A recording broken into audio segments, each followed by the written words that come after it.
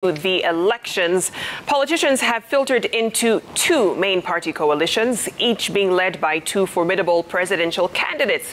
What is most peculiar, however, is even with the political lines clearly drawn, poll after poll shows a sizable number of Kenyans still do not know who they will vote for or what this election is really about. Well, before I start the discussion, let's hear from a few Kenyans on their expectations for August 9th. Take a look.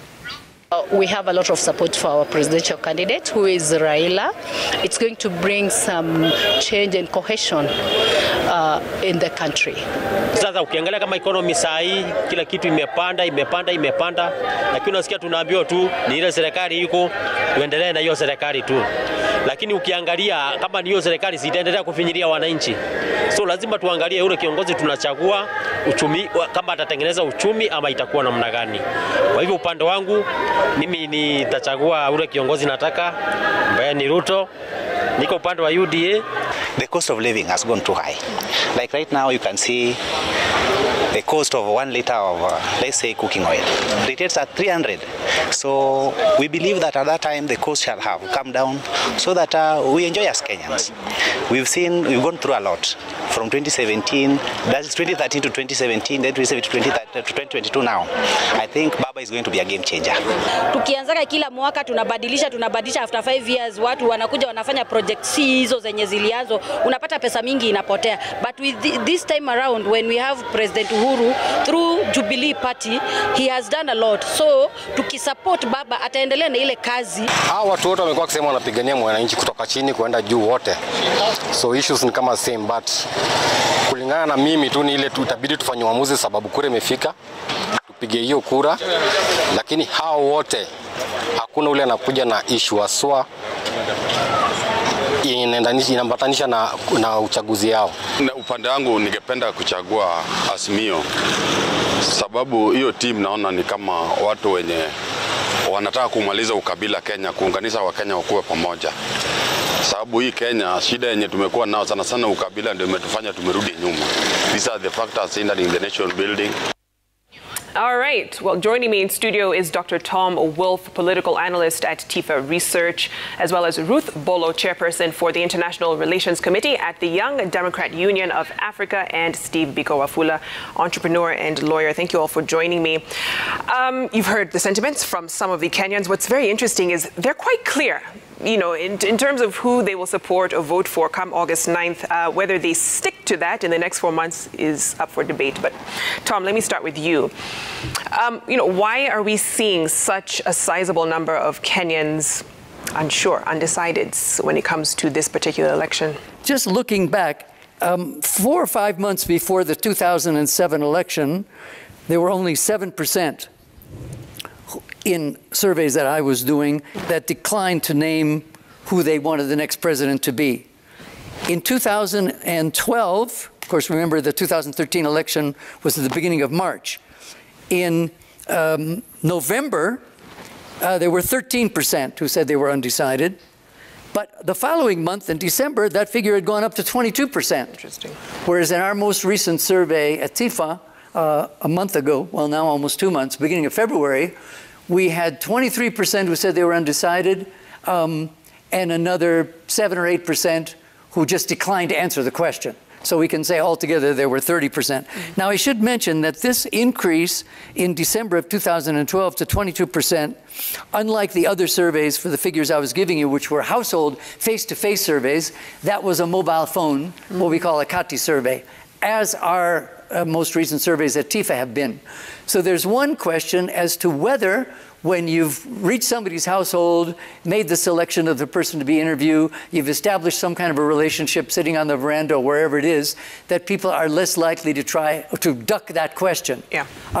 Although another survey that was done at about the same time as ours, beginning of February, by a reputable survey group, found only 13% would say they were undecided. Now, were their interviewers more aggressive if people didn't give a name the first time by saying, well, just name somebody that you might? I mean, I've been trying to find out from them.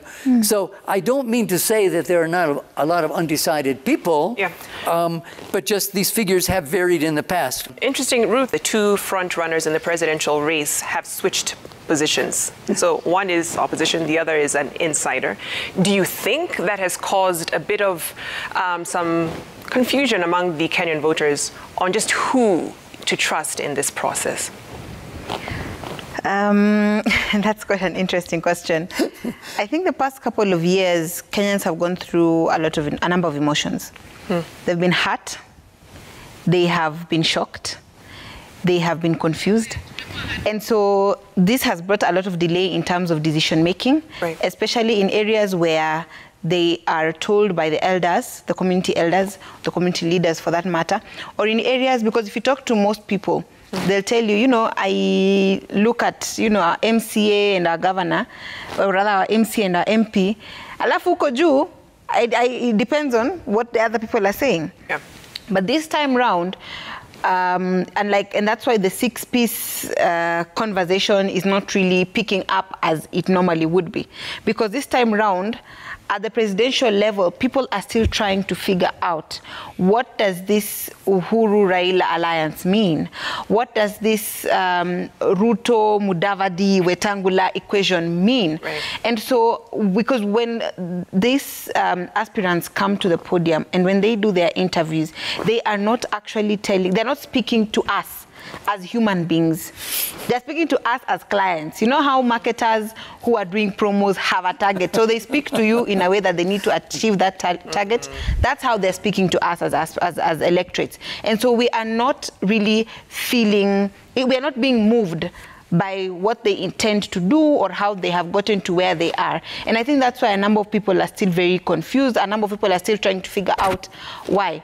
If you look at most people who are now in quote-unquote UDA, or rather UDA, have moved from different parties. And a number of them have moved because they have either, number one, been hurt by the fact that, I have been fighting with and for Baba, and now he is with the oppressors, for lack of a better word. And so because of that, I can no longer be here, I move. Others, however, feel, he has betrayed us. Others feel, why would Uhuru do this yet? This is not what we have, been speaking about. And again, if you look at some of them, they actually really believe that, the deputy president has been wronged, and it has elicited some really bad memories for them of times they've been wronged, and so they are moving. A huge percentage of them are in UDA because of that. And so that's why I say the past few years Kenyans have gone through a number of different emotions, but really, really, if a survey can be done towards the end of this electoral period, towards maybe July, then we can really know if we have undecided. Because it's whatever will give us the results of 8th of August is going to be towards the tail end. Because everything right now is the same. All policies right now are about the economy. All sides of the divide are, they have switched. Who would ever thought that Mudavadi would be far away from, Honorable Raila? So what will happen towards the tail end is actually what will dictate the results of 8th of August. Steve, I have to ask a question, an issue that Ruth had raised, in terms of these coalitions and these partnerships. What do they actually mean? And the question, I guess, swirling in a lot of Kenyans' minds is, will these last past August 9th? Right? And do we kind of see these being formidable coalitions up until the next general election, if you will? Most of them have insisted that all these agreements are done in law, and actually done in law and ascribed to our constitutional laws and other applicable laws. So one thing is that they're going to last over and above beyond the 2022 August elections, not because maybe the parties will be in good books or not, because currently we are seeing that the president and his deputy are day and night, but they're still working together in principle. We've seen the DP going to US on taxpayers' money. The treasury is still financing him. So in principle, the law will operate the coalition agreements. We've seen Parliament and Senate coming together to actually ensure that they pass a coalition agreement that will actually be enactable in law. So we are seeing an active aspect of the law and the constitution coming into play into political agreements. So going forward, a good example is the president. Will they be honored even though they're... Yes, currently we are seeing the president and the DP being honored because many people have been asking for the DP to resign. We've seen the DP actually not doing anything in quotes for the last, in quotes, or being honored 3 years. Begrudgingly, you know, if you want to be honest. I mean, but you see, the issue is, to go back to the initial question, 40% of us are stuck at the handshake. We've not moved on. So we're having 60% of the population actively split between one political affiliation and the other. 40% of us are stuck because for majority of Kenyans, the issue is, I want this person because they're going to create jobs, they're going to create, they're going to enhance security, they're going to honor their deals. Kalonzo Musyoka has been very vocal in terms of painting Raila as someone who does not honor political deals. And we've seen the discussion around it. And now everyone else is picking it up. We've seen what's happening in Machakos. The former State House Chief of Staff actually signing a deal with a competitor. We've seen a lot of political, we've seen what happened yesterday in Western Kenya, where ODM and DAP actually putting down in paper where they're going to field candidates. So we're seeing politicians taking the rule of law a bit more seriously, which is actually interesting. Do you think that increases the trust level among voters when they see those kinds of deals? It does increase the trust level amongst themselves, but does not increase any trust level amongst us, the voters. That's the biggest thing, though. Because we know that these guys have complete disregard to the law. Exactly. They don't follow the law. We've known what they've been talking about judiciary from 2013 to 2017. We've seen what they've done to the judiciary in terms of ensuring that they've defunded it.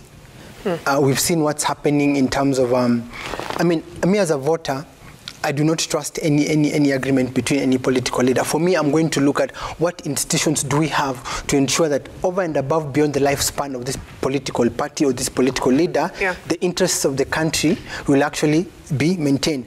To pick up from that, we were stuck on the handshake. We thought, okay, this would probably be a driving force for the next elections. It was not.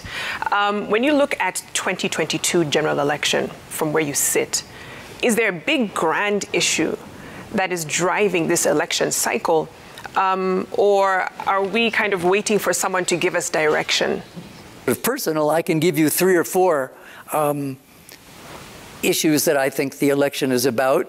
Not to say that one is more important than the other, or what Kenyans' priority. One, and some of these are obvious. I mean, given the fact that the last presidential election was nullified by the Supreme Court, what will be the level of adherence to the Constitution and applicable laws in the way this one is run? That is, whatever the results are, will it be easier than it has been in recent elections for the losers to accept? Right. That's not only a question of IEBC administration. There are many other factors that go into what is correctly perceived as a free and fair election, but that's one. Another one is in the process leading up to the election, including party nominations now and campaigns and so on, will behavior of those who are most actively involved be within the law, especially in terms of avoiding violence, and what impact might that have on perceptions of whether the end result on August 9th is really free and fair. Another one that's related to all the defections that we've seen going on top of the impact of the handshake and this role reversal, is what does this election mean about how Kenyans perceive political parties, as what do they stand for?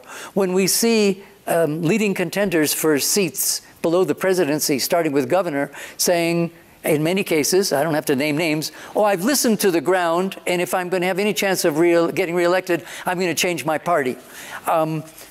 So to the extent that many people in political parties since '92 have tried, against great odds, to give their party some policy identification, it seems that what we've seen in the last recent period is making that more and more difficult. I brought this back to the whole thing of helping Kenyans make a decision come August 9th, manifestos. Usually, we think help with that, but they're usually released very late in the process and very close to election day. People don't have time. Do they even read them is a question, to go through, interrogate, and see, does this work for me? Do you think politicians feel this is an effective campaign tool?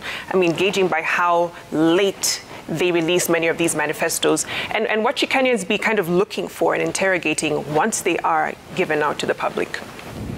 That's a very good question, Victoria. We look at the coalitions and their manifesto, because this time around, a number of them will be giving us their manifestos as coalitions. Yep. KANU joined Azimio, for example, and they have already launched their manifesto.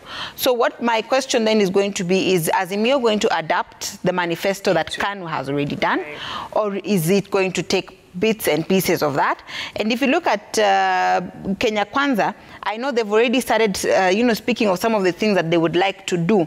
Now, a number of these manifestos are, if you look at the gubernatorial seats going downwards, they normally come at the tail end because, number one, there's competition of what has he put and how can I make that better. Right. And not better in terms of implementation, but better in terms of sweeter to the ears of the electorate. So there's that competition, and that's why it comes in a bit late. But this time round, if you look at both sides, I think from one of the articles we were reading just before coming, the biggest issue is the economical issue.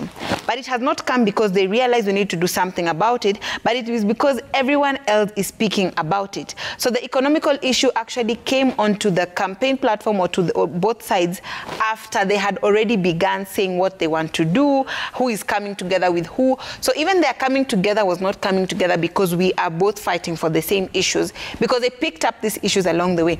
And that's why, Steve, I still strongly think that a number of these coalitions will not last 5 days after the election. They will not. If they do go beyond that, is probably because they'll be celebrating and they're the court issues. But immediately after that, when we come back, because I believe we'll be back here, we will be analyzing what happened where.